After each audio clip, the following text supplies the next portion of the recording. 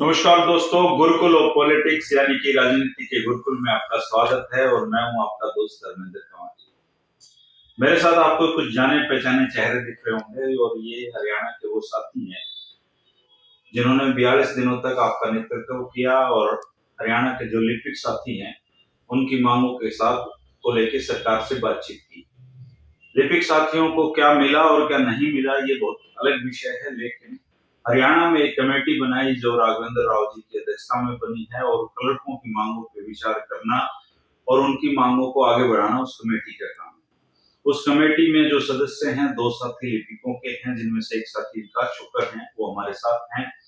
विकास भाई को आप जानते हैं, सुमित इनके साथ है और नेत्रपाल इनके साथ है। ये सारे लिपिक वर्ग के साथी हैं और पिछले काफी दिन से मुझे इस बात की कॉल्स आ रही थी कि मैं पूछूं कि आखिर कमेटी में क्या चल रहा है या सरकार के स्तर पे जो लिपिक साथी हैं वो किस तरह की बातों पे विचार विमर्श वहां पे हो रहा है। अभी तक 3 मीटिंग वहां पे हुई हैं और मेरे ख्याल से लास्ट एक मीटिंग और हो सकती है, जिसकी संभावनाएं भी बहुत कम है क्योंकि ऑलरेडी ये अपनी रिपोर्ट उनको दे चुके हैं। तो आपको भविष्य में क्या कुछ मिल सकता है, क्या संभावनाएं हैं, इन पे हम बातचीत करेंगे। उसके साथ ही मैं बता दूं कि मैं हरिभूमि जो समूह था, जो हरिभूमि टीवी जिस पर आप मुझे देखा करते थे, अब वो नौकरी मैं छोड़ चुका हूँ। आप सब लोग नौकरी में हैं लेकिन मैं अभी बेरोजगार हूँ। तो ये मेरा नया चैनल है दोस्तों। आगे जो मुलाकातें हैं इस पे होती रहेंगी, इसलिए आप इसको अपना सहयोग और समर्थन दे सकते हैं अगर आपको मुझे मेरी बातें ठीक लगती हैं या आपको लगता है कि मैं सही इंसान हूँ। कैसे हो दोस्तों? बढ़िया सर। बढ़िया सर। ठीक है सर।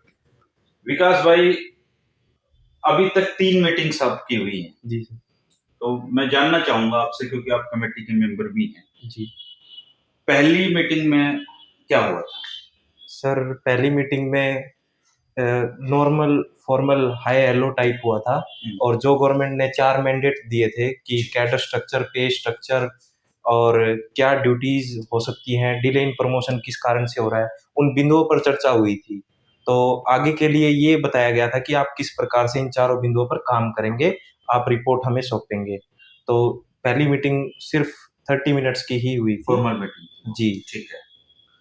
फिर उसके बाद दूसरी मीटिंग कब हुई आपकी? उसके बाद दूसरी मीटिंग हमारी 10 तारीख को हुई थी। उसमें हमने हमारी डिटेल रिप्रेजेंटेशन अप्रोक्स 250 पेजेस की थी विद एनेक्सर्स। अच्छा। वो कमेटी चेयरमैन सर को सौंप दी गई थी हमारी तरफ से।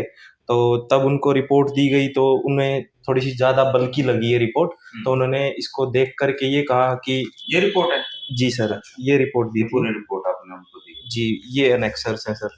ठीक है। इसमें क्या है बेसिकली इस रिपोर्ट? इसमें सर हमने कैडर स्ट्रक्चर, पे स्ट्रक्चर, क्या खामियां हैं, किस तरीके से सुधार सकते हैं, लास्ट में मतलब किस प्रकार से क्या आगे फ्यूचर इमर्जिंग टाइम्स के लिए क्या होना चाहिए, तो उनके बारे में पूरा डिटेल है सर इसमें। अच्छा, तो इस रिपोर्ट को उन्होंने पढ़ लिया है या इस रिपोर्ट को पढ़ेंगे, टाइम मांगा है, क्या कर रहे हैं? दूसरी मीटिंग में उन्होंने इस रिपोर्ट को पढ़ने के लिए अप्रोक्स टाइम मांगा सर 15 डेज का। तो उन्होंने मेरे ख्याल से तो पढ़ लीजिए है सर ये। अच्छा। अब उन्होंने डिपार्टमेंट से इंफॉर्मेशन मांगी हुई है जो कि 10 अक्टूबर को मांगी थी कि डिपार्टमेंट बताए कि उन्हें क्या चाहिए, क्या काम करते हैं क्लर्क। तो उन्होंने डिपार्टमेंट से मांगी थी, लेकिन सबसे बड़ी दुविधा इसमें ये रही है सर कि जो हेडक्वार्टर्स है ना, उन्होंने वो लेटर नीचे फॉरवर्ड ही नहीं किया अभी तक। अच्छा, इसलिए तो आपकी जो डिले हो रहा है डिले इस कारण। ठीक है। विक्रांत भाई जी सर। जब आप लोगों ने ये रिपोर्ट इतनी डिटेल में तैयार करके दे दी तो यहाँ पे ये सवाल खड़ा होता है कि ऐसी कौन सी जानकारियां हैं जो डिपार्टमेंट से उनको मिलनी बाकी है या फिर ये सिर्फ जानबूझ के डिले हो रहा है मामला? ये सर हेडक्वार्टर लेवल पे डिले है, ये फील्ड लेवल से डिले नहीं है। उन्होंने जो रिपोर्ट जहाँ से जारी की थी वो हेडक्वार्टर को जारी की थी। अब आप ये देखो कि हेडक्वार्टर और फील्ड का पूरा प्रमोशन का स्ट्रक्चर और पे स्ट्रक्चर भी कहीं ना कहीं अलग है। और हेडक्वार्टर से जो डिटेल मांगी गई वो ना सौंपने के कारण ये सारे का सारा डिले होने लग रहा है। क्या वो जो जानकारी उन्होंने मांगी वो इसमें नहीं है? ये हमारी तरफ से है, लेकिन वो डिपार्टमेंट के थ्रू भी मांगना चाह रहे थे। वो जानकारियां इसके अंदर हैं, कंप्लीट हैं, जो उन्होंने मांगी है। हाँ, बहुत सारे दायरे इसके अंदर कवर कर रखे हैं। एक तो ये क्या एक फॉर्मेलिटी के तौर पे नहीं रखा हमने, क्या है इस पे पूरा जोर लगा के पूरा जो ऑल राउंड जो क्लरिकल का वर्ग के अंदर जितने भी काम या समीक्षा जैसे भी हो सकती है, यानी समीक्षा वर्ड को पूरा इसके अंदर हम निचोड़ डाल रहे हैं कि भाई समीक्षा किस प्रकार से हो सकती है एक रिपोर्ट की। तभी चेयरमैन साहब भी रिपोर्ट को देख के हैरान हो गए थे। उन्होंने ये कहा था कि मैं रिटायर हो चुका हूँ, मैंने आज तक 4 पेज 5 पेज राघवेंद्र जी ने कहा। हाँ जी, उन्होंने यही कहा था विकास को और बाकी साथियों को कि हमने 4-5 पेज तक की कोई कमेटी की रिपोर्ट ली है या कोई मेमोरेंडम लिया या कोई समीक्षा देखी है। फर्स्ट टाइम हमने अपनी लाइफ में एक पूरी कंप्लीट जो रिपोर्ट होती है, जैसे कि आप देखते होंगे कोई बजट सौंपता है तो उसी प्रकार से इसको कंप्लीट बनाकर हमने सौंपा है, जिसके अंदर हर चीज को इंक्लूड किया गया है। सुहेल भाई, 2 डिपार्टमेंट ऐसे हैं हरियाणा में जिनमें प्रमोशन नाम की चीज बहुत बड़ी है। उसमें से एक डिपार्टमेंट आपका भी है, हरियाणा रोडवेज, दूसरा है एजुकेशन। तो ये जो रिपोर्ट है, आप लोग चूंकि आंदोलन से शुरुआत से जुड़े हुए, तो क्या इसमें उन दोनों डिपार्टमेंट की जो क्लर्क भाई हैं और जो सोचते हैं कि हमारी डिमांड्स पता नहीं इसमें शामिल की गई है या नहीं की, तो इसमें उनकी क्या स्थिति है इस रिपोर्ट में? सर इसमें ऐसा नहीं है कि खाली रोडवेज या फिर एजुकेशन से ही है। ये प्रमोशन वाली समस्या 4-5 डिपार्टमेंट में और है। जैसे कि आप ट्रेजरी डिपार्टमेंट में जाओगे या फिर डीसी ऑफिस के एफसीआर में जाओगे, वहाँ पे भी प्रमोशन का सबसे बड़ा इशू है। जब कमेटी के ही एक चीफ अकाउंट ऑफिसर थे, जब उन्होंने पर्सनल लेवल पर हेडक्वार्टर से कोई इन चीज़ों की ना जाने की वजह से जब वो खुद उन्होंने जाकर देखा चंडीगढ़ डिपो से हमारे, तो उन्होंने कहा कि आपकी एवरेज निकलती है 35 ईयर्स की। अच्छा, प्रमोशन के लिए आप हमारे डिपार्टमेंट में 40 साल का एक ऐसा केस है कि 40 साल से वो क्लर्क ही रिटायर हो जाता है। और यही समस्या है एजुकेशन डिपार्टमेंट में भी है, और ट्रेजरी डिपार्टमेंट हो गया, या कुछ डिपार्टमेंट ऐसे हैं जिन्होंने प्रमोशन का इशू बहुत बड़ा है, काफी समय से है। तो सभी की सभी रिपोर्ट इस रिपोर्ट में मतलब ऐसी कोई भी चीज नहीं छूटी हुई जिससे कर्मचारियों को बाद में कहना पड़े। जो भी समस्या क्लरिकल लाइन की ए से जेड तक है, हमने पूरा का पूरा इसमें शामिल करने की कोशिश की है। चलिए, तो भाई जैसे आप फील्ड में रहते हो, कल साथ में से मिलते हो, तो जो आप लोगों की कमेटी बनने के बाद जिस तरह का माहौल एक डेवलप हुआ, जो आप लोगों ने इतने दिन लगाए उस पे, तो अब जो साथी हैं उनका क्या सोच रहे हैं, वो इस कमेटी से क्या उम्मीद लगाए हुए? सबसे पहले तो आपको बहुत बहुत धन्यवाद तक आपने समय निकाला। हमारे जो क्लरिकल का कैडर चल रहा था, जिस मुहिम को हम लेकर के चले थे, उसके लिए बहुत बहुत धन्यवाद। जैसे आप पूछ रहे हैं कि जो माहौल हमने बनाया था क्लर्क के लिए, हम पॉजिटिव हैं, अफर्मेटिव है। हमारे सभी क्लर्क के साथी फुली सपोर्ट कर रहे हैं कमेटी का। जो हमारी डिमांड थी 35-400 की, हमने अपनी समीक्षा के तौर पे, जैसे आप दिखा रहे हैं इस बुकलेट को, वो हमने गवर्नमेंट को प्रेजेंटेशन दी है, स्टडी भी किया है। हमको पॉसिबिलिटी है बहुत ही जल्दी इसका पॉजिटिव रिजल्ट भी आएगा और सरकार हमारी बात को पॉजिटिव लेकर के लागू करेगी। विकास भाई, चूंकि आप कमेटी के मेंबर हो जी सर, तो आप लोग सारा दिन ऑफिसर के साथ ही रहते हो, बेशक चाहे आईएएस है, आईपीएस है, कहीं ना कहीं आप लोगों की ड्यूटी उनके साथ ही रहती है। जी सर। तो एक माइंड सेट होता है बंदे का ना, जो समझ में आ जाता है, पकड़ में आ जाता है उस चीज का। चूंकि राघवेंद्र जी हों, पीके दास जी हों, ये वो हरियाणा के वो ऑफिसर हैं जो बहुत घुटे हुए ऑफिसर है ना, जिन्होंने सारी उम्र इस काम में लगा दी। तो आप लोग जब उनसे मुलाकात करते थे, उनका माइंड सेट किस तरह का आपको लगा? सर, एक 9 फरवरी 2023 को एक स्पीकिंग ऑर्डर पास किया था सर एमडी ने कि क्लर्क के सिर्फ ये 3 काम है। तब मैंने दूसरी मीटिंग में कहा था, सर क्या आप ये मानते हैं कि सच में हमारे ये 3 काम है? तब पीके दास सर ने ये कहा था कि नहीं, इससे ज्यादा ही है काम, मुझे पता है कि मैं फील्ड में रहा हूँ, डीसी ऑफिस में रहा हूँ, ये 3 काम तो है नहीं। सर फिर आप ये एफडी ने ये लेटर जारी कर दिया, तो पीके दास सर ने ये कहा था कि इसको वापस करा देते हैं। तो इन्होंने खुद ने माना है ये 3 काम नहीं करते, बहुत ज्यादा काम है और टेक्निकलिटी आ गई है, तो काम बढ़ ही गया है। मैनुअल भी करना है, मैनुअल के बाद उसे ऑनलाइन भी करना है, काम डबल ही हो गया है। तो ये चीज उन्होंने खुद ने मानी। पहली मीटिंग 30 मिनट्स की, दूसरी मीटिंग आप लोगों की 130, तीसरी मीटिंग में सर 3 ग्रुप गए थे। अच्छा, और साथी भी शामिल हुए हैं दूसरी एसोसिएशन थी। अच्छा, उन्होंने भी अपनी कोई रिप्रेजेंटेशन दी है? जी सर, उन्होंने भी रिप्रेजेंटेशन। तो आप क्या मानते हैं कि उनकी रिप्रेजेंटेशन आप लोगों की हेल्प भी करेगी इसमें? जी सर, जी। कोई उसमें कोई विरोधाभास तो नहीं है विक्रांत भाई उनके साथ? आप नहीं, किसी के साथ कर्मचारी हित के लिए जो भी हैं, वैसे तो ऐसी कोई चीज नहीं है जो इसके अंदर शामिल ना की गई और उसके बाद किसी को उस चीज को पेश किया गया हो, हम्म। वो अपनी मर्जी से है भाई, वो कर सकते हैं। वो भी अपने कर्मचारी नेता हैं और कर्मचारियों के हक के लिए आवाज उठाते हैं। और हमने हमारी इसके अंदर ऐसा कोई विभाग या ऐसी कोई रिपोर्ट नहीं छोड़ी कि किसी को कोई आवश्यकता पड़ती, लेकिन फिर भी कर रहे हैं तो ये ठीक है, आप कोई लोगों को दिक्कत ठीक लगता है, कोई दिक्कत नहीं हमें कोई दिक्कत नहीं है, हम तो पॉजिटिव हैं। बाकी कमेटी के जो चेयरमैन हैं और बाकी वो हैं अपने बाकी जो पीके दास जी हैं और अपने जो पंकज जी हैं, ईमानदारी से अगर इस रिपोर्ट की समीक्षा कर देंगे तो क्लैरिकल का हित हो जाएगा। हम ये कह सकते हैं, ये इस पे हम 100% कॉन्फिडेंट हैं कि आप लोगों की अगर रिपोर्ट को वो पढ़ भी लेंगे ढंग हाँ, से तो कुछ ना कुछ मतलब लिपिकों को मिलेगा इसमें। सर इसमें 100% मिलेगा सर इसमें एक पार्ट है ब्रीफ इंट्रोडक्शन इंडेक्स के बाद, अगर वो भी पढ़ लेंगे ना सर, 10 पेज का है, वो भी सफिशिएंट है सर। तो इस रिपोर्ट को आप कितने लोगों ने तैयार किया है, कितने दिन लगे? वैसे तो सर ये फील्ड से लेकर और बाकी जितने भी अपने डिस्ट्रिक्ट के प्रेसिडेंट और डिस्ट्रिक्ट की बॉडी है और जितने भी डिपार्टमेंट के अपने साथी हैं जो किसी पद पर नहीं है लेकिन फिर भी वो, उनके बाद एक हमारा ग्रुप बना था जो समीक्षा ग्रुप था, उनके बाद इनका सिलेक्शन हुआ था 3-4 साथियों का, और उसके बाद उन सब की मेहनत है। इन्होंने चंडीगढ़ 10-10, 15-15 दिन एक एक बार रुक के इस पूरी रिपोर्ट को तैयार किया। वहां पे हेडक्वार्टरों से खुद ही पता करते थे, सारी चीजें करते थे। हर उस साथी की मेहनत है जिसने इसके अंदर रिपोर्ट का जितने भी डॉक्यूमेंट की रिक्वायरमेंट थी वो भेजी। और स्पेशल तो जो हमारे कमेटी के मेंबर हैं वो तो हैं ही, और कमेटी के जो बाकी साथी हैं वो सारे के सारे जिनका नाम हम सारी चीजें इसमें शामिल कर रखी हैं। इसमें तो रोडवेज के जो कर्मचारी हैं, जैसे पहली बार क्लर्क स्तर के साथी हड़तालों में शामिल हुए, वैसे रोडवेज के जो दूसरे कंडक्टर हैं, ड्राइवर, वो तो हड़ताल सारी उम्र होगी उनको। तो आप लोगों का जो लिपिकीय कैडर है, जो क्लर्क है, वो क्या सोच रहा है? इस कमेटी से उनको क्या उम्मीदें हैं? कोई बात होती है आपकी उनकी इस बारे में? जी सर, इस कमेटी से ऐसा है कि लिपिकीय वर्ग के लिए कार्य की समीक्षा हमने पीछे से देखा था कि किसी ने ये नहीं कहा कि पीछे कभी कार्य की समीक्षा भी हुई है। इसलिए अगर देखा जाए तो पिछले लगभग 30-40 साल से कुछ भी नहीं हुआ। जो एफडी का लेटर था उन्होंने भी क्लियर किया कि पहले ऐसा हुआ करता था, लेकिन उसके बाद जैसे जैसे समय बदलता गया, काम बढ़ता गया, फील्ड में काम ज़्यादा होता गया। हालांकि हेडक्वार्टर में जो एफडी ने दिया हेडक्वार्टर में सेम है, वहाँ पे वैसे ही होता है, लेकिन जो फील्ड में अगर आएंगे ना, अगर हम फील्ड में देखेंगे तो फील्ड में ऐसा कुछ भी नहीं था। जो हेडक्वार्टर के असिस्टेंट द्वारा किया जाता था वहाँ पे वो फील्ड में क्लर्क के द्वारा किया जाता है।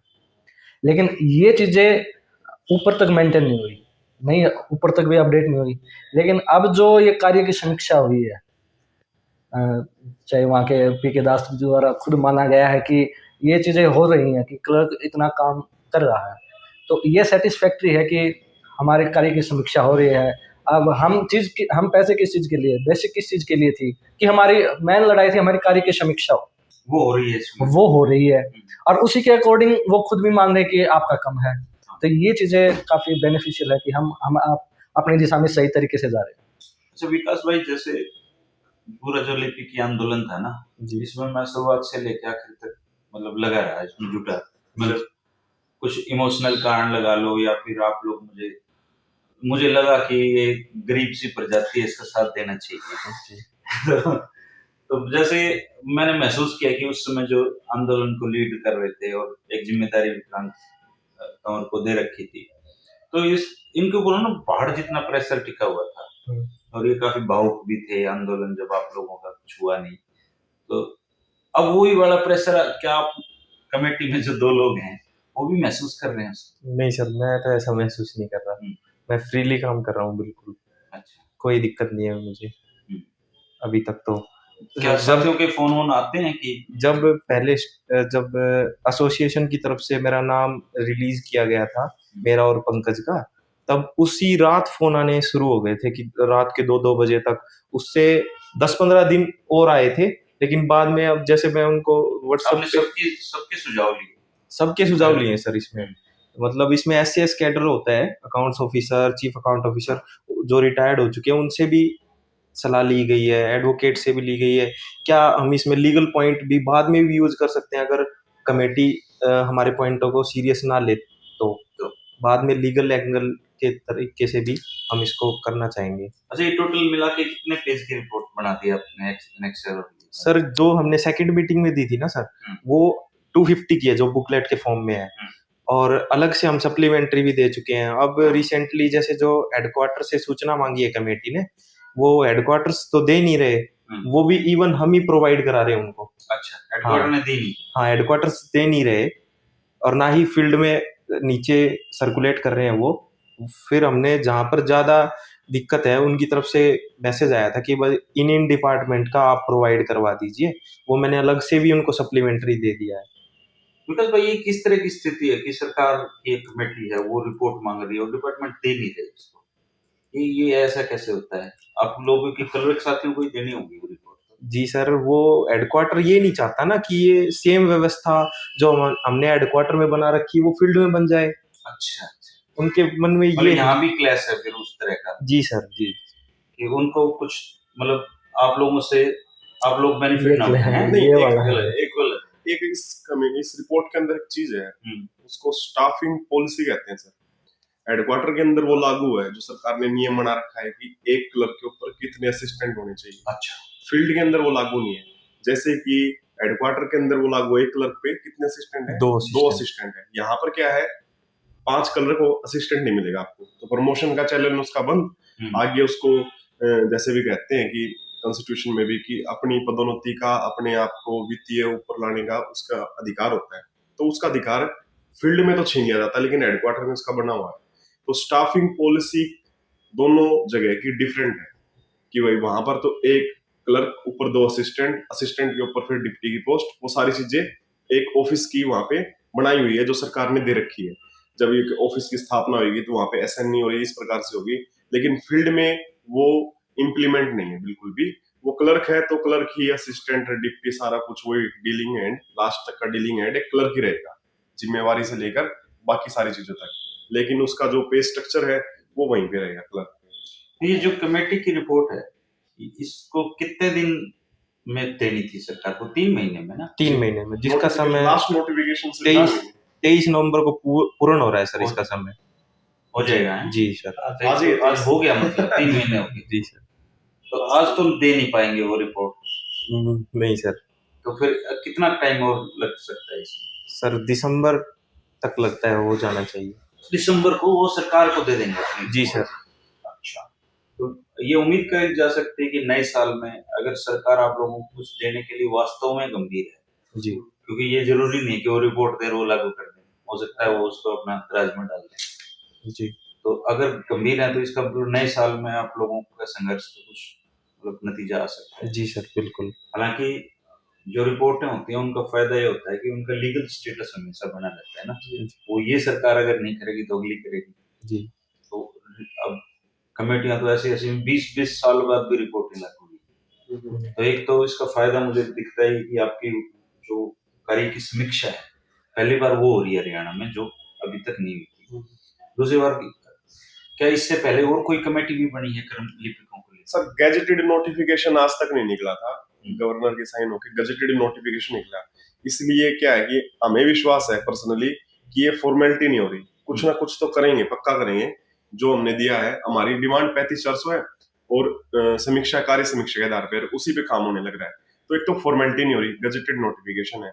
अगर इनको हमें टाल मटोल करनी होती तो ये वैसे ही कर देते, लेकिन पेपर वर्क पे सारी चीजें होने लग रही हैं और ज्यादा दिन दूर नहीं है। जब हमने 40 साल का इंतजार कर लिया तो ये तो 3-4 महीने की बात थी, अभी भी हो जाएगा। बाकी और रास्ते खुले हैं, कर्मचारियों का तो यही है कि भाई संघर्ष करना होता है और यही चीजें चलती रहती हैं। आज इस चीज की डिमांड है, कल किसी और चीज की डिमांड होगी। फिर भाई, जैसे आंदोलन एकदम से खत्म हुआ तो उस समय जो माहौल था, वो पूरी टीम जो आप लोग लगे हुए थे, सारी टीम पे सवाल खड़े हुए थे बहुत जबरदस्त तरीके से। तो क्या अभी जो लिपिक भाई हैं वो आपको शक की नजर से देखते हैं या फिर कुछ चेंज आया है उसमें? नहीं, दोनों चीजें हैं सर, आज तक दोनों चीजें हैं। बहुत सारे आज भी ये मानते हैं कि भाई हम आपके साथ हैं, जो परिस्थितियां थी उसके अनुसार बिल्कुल ठीक फैसला था। और बहुत सारे ऐसे भी हैं जो उस चीज को गलत मानते हैं कि भाई हड़ताल खत्म नहीं करनी थी। दोनों तीनों तरह के सारे साथी हैं आज भी। मतलब कुछ लोग तो ये बिक गया ऐसी बातें सुनी आपने? कितने करोड़ थे? 3 करोड़ के आसपास कह रहे थे। और यही कि बहुत सारी चीजें जुड़ अगर जाती 3 हैं। करोड़ होते तो उसमें कुछ हिस्सा तो मेरा भी होना चाहिए है ना। मुझे नौकरी छोड़ने में दिक्कत नहीं होती ना, चैनल एस्टेब्लिश करने में टाइम लगता है। ऐसा है, हर दल में कोई नरम दल होता है, कोई गरम दल होता है, कोई गरम दिमाग का होता है। उसको लगता है कि भाई हमको उठा देते, आप हड़ताल 42 दिन की बजाय आप 35 दिन पे उठा लेते, लेकिन आप एक टकराव के बाद उठाते। हाँ, मतलब भिड़ना चाहिए था सरकार। हाँ, ये इशू था कि हम अगर मतलब खुद से उठने में शर्म आती थी, तो हमको चाहिए था टकराव, कई ऐसे गरम दल हाँ, वाले थे। वो लठी-लुठी मार के। परंतु हमारे विक्रांत भाई ने देखा कि ये खुद एक नरम स्थिति के हैं, हर चीज इनको पूरा हरियाणा दिख रहा था, हमको दिख रहा था एक भाई हम भिवानी में ये एक्टिव मेरे थे। साथ इंटरव्यू इनका जस्ट बात हुआ था, तो ये मतलब उसमें भी बहुत भावुक थे। हाँ, ये बहुत थोड़ा सा इमोशनल है। पीरियड ही ऐसा था सर, वो पीरियड ही ऐसा था कि सोच के कुछ चले थे और इतने सारे लोगों का विश्वास पानी होता दिख रहा था, तो ऐसा महसूस हो रहा था क्या तो चीज हो रही ये है। मैं ये पूछना इसलिए चाह रहा हूँ कि ये वाला जो आपको महसूस हो रहा था, ये विकास आपको क्यों नहीं हो रहा? क्योंकि ये तो कमेटी में है। अगर मान लो ये कुछ चूक होगी, इनको हमने फ्री हैंड कर रखा है, हमने ही कह रखा है तुम्हारा काम मेहनत करना है।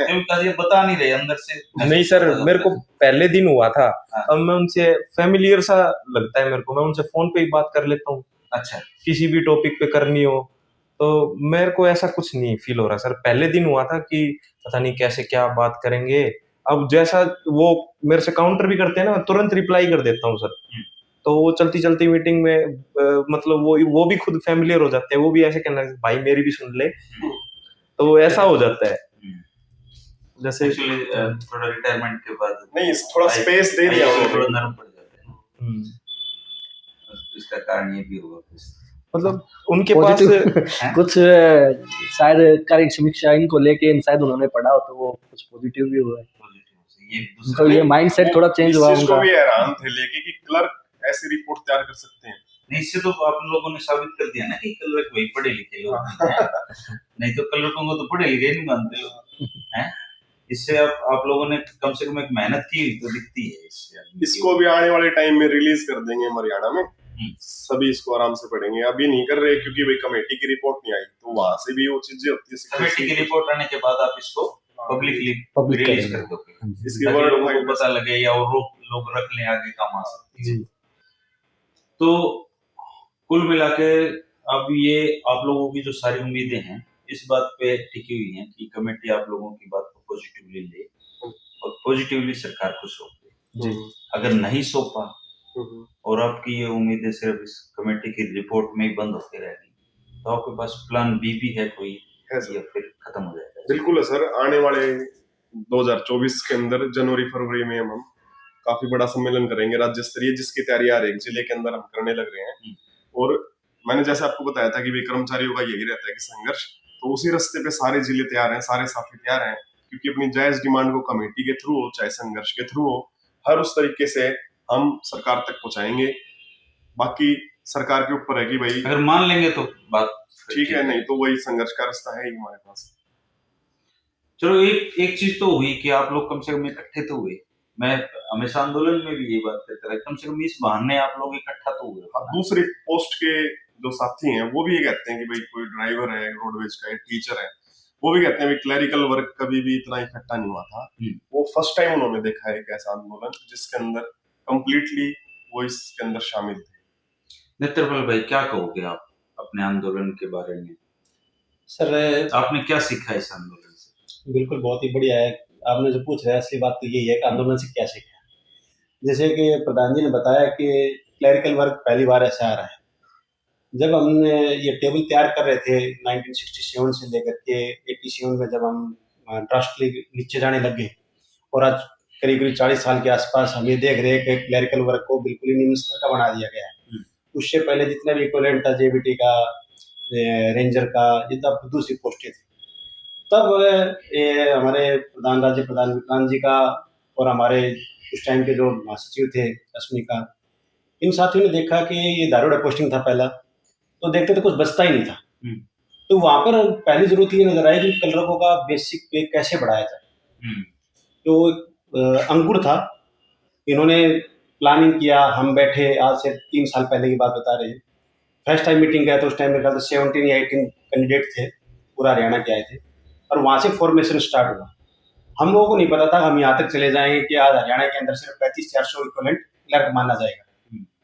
फॉर्मेशन तैयार किया, साथियों को इकट्ठा किया, हमने देखा क्या हम रोल बैक कर सकते हैं क्या। जब दूसरे पोस्टों से सुनते थे भी क्लर्क इकट्ठे नहीं हो सकते, तो वो एक चैलेंज भी ले लिया था हम लोगों ने। और मैं रिटायर्ड एयरफोर्स हूँ, पूरी तरह से मेंटली मेच्योर। इन सब बातों को देखने में हमने संगठन संरचना कैसे करनी है अच्छी तरह से आते थे और उसकी दायित्व भी कुछ मेरा भी बना और हमने स्टेट बॉडी बनाई। उसके बाद में फॉर्मेशन तैयार किया। सरकार हम तक न पहुंचे या सरकार तक हमारी बात न पहुंचे तो हमने जोनल कोऑर्डिनेटर एक नया शब्द क्रिएट किया, फिर जिला कोऑर्डिनेटर बनाए, जिला प्रधान बनाए, उनके नीचे टीम वर्क किया। हमारे प्लान ABCD तक थे। यदि हम जब फॉर्मेशन कर रहे थे दैट टाइम ऐसा मरमरिंग हो रहा था, अभी प्रधान जी को कुछ हो जाएगा, अंदर डाल दिया जाएगा, कुछ कर दिया जाए तो सेकंड प्लान भी क्या हो, तो हमारे पास टीम वो भी थी। तो हम पूरी तरह से डेड श्योर थे कि हम इसको कामयाबी तक लेके जाएंगे। पर आंदोलन लंबा खिंच गया, उसमें कई सारी दिक्कतें आई आपको। पहले बाढ़ आ गई, फिर नो इंसाफ, नो वाला काम हमने उससे कलरकों पे तो सिर मुंडती होड़े पड़े, वो वाला काम था।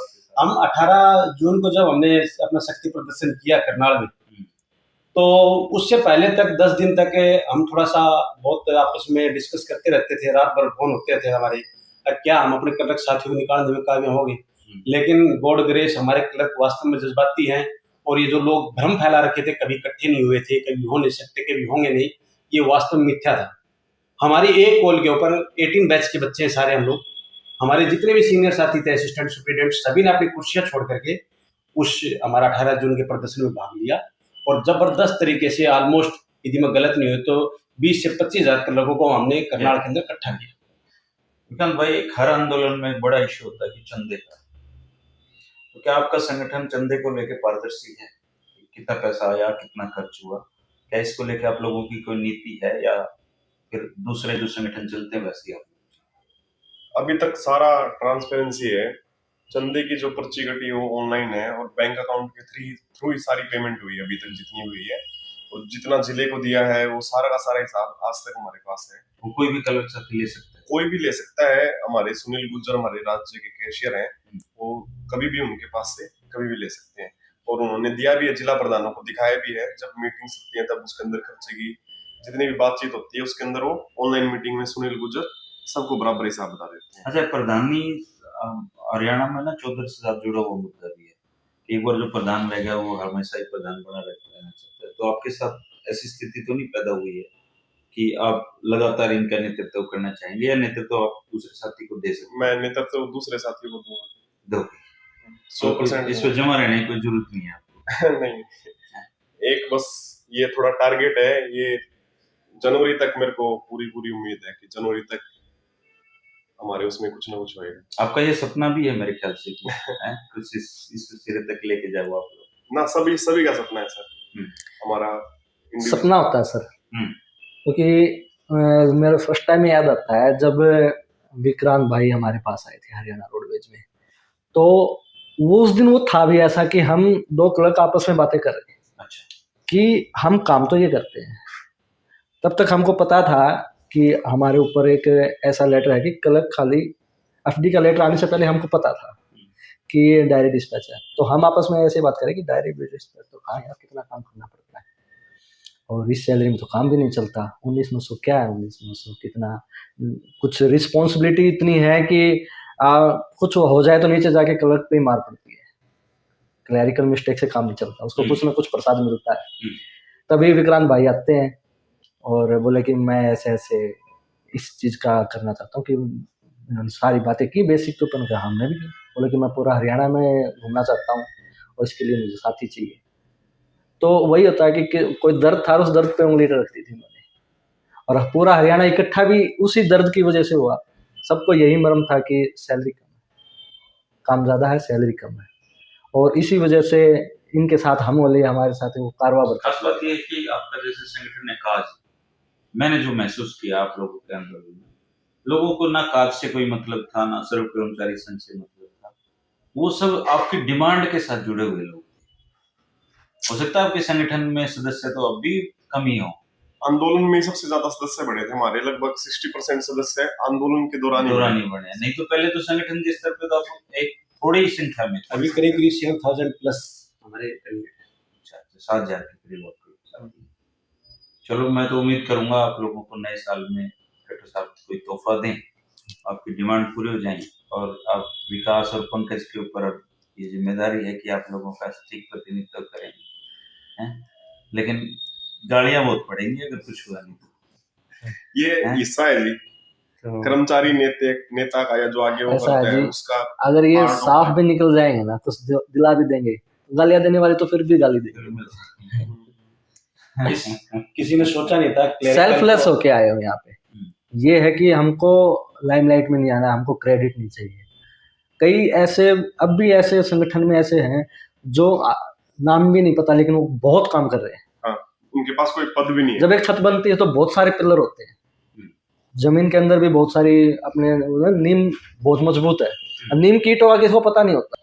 इसमें सबसे बड़ी बात क्या थी जी, जैसे पहले बताया था कि जो संगठन बढ़ना ये गॉड ग्रेस था पूरा। इससे पहले भी हमारे सीनियर साथी रहे, सुप्रिटेंडेंट रिटायर भी हो गए, हमें भी बड़ा प्राउड फील होता था उस टाइम पे जब हमारे पुराने साथी जो आज से 20 साल पहले रिटायर हो गए और वो बुजुर्ग एज के अंदर जब हमारे धरने प्रदर्शन पे आते थे तो वो इतने खुश होते थे कि जो हम करना चाहते थे वो नहीं कर पाए और आप युवा वर्ग ने उस चीज को करके दिखाया।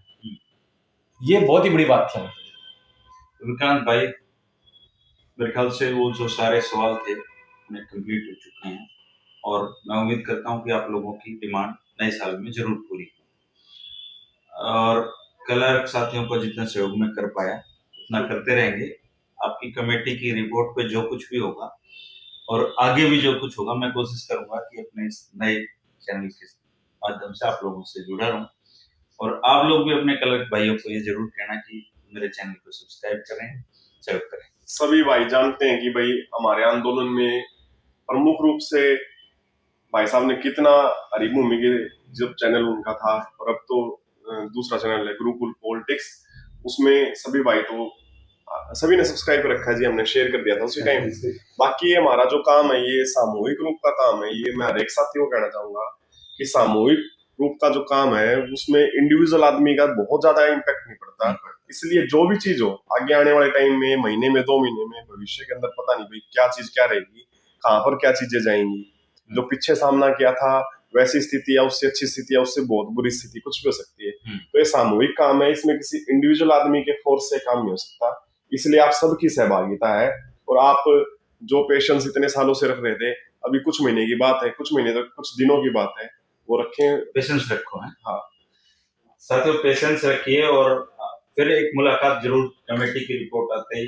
वैसे ही इन लोगों से अलावा भी मैंने आपकी जो कमेटी में जो ऑफिसर शामिल हैं, पीके दास जी, राघवेंद्र जी, अपन उन सब पे नजरें बनाई हुई हैं, और बहुत बार आंदोलन में ऐसा होता था कि आप लोगों की रिपोर्ट आपसे भी ज्यादा मुझे भी पता होता है। ये तो पता है हम भी शक करते थे कौन बताता है। ऐसा है, हमारे जो लिपि के वर्क था वो आपकी वीडियो को जरूर देखता है और बहुत सेटिस्फाई भी होता था। मुझे बहुत सारे साथी लिपि के ऐसे मिलते हैं, और मुझे 1-2 बार जैसे किसी ऑफिस में काम पड़ा है तो मुझे है ना जरूरत भी नहीं होती वहाँ कुछ कहने की, भी अपने आप होके आ जाता है काम। आपका तो फेस साथियों का तो मैं एक उनका ये समझिए उनका प्रतिनिधित्व करता हूँ पत्रकार के तौर पे।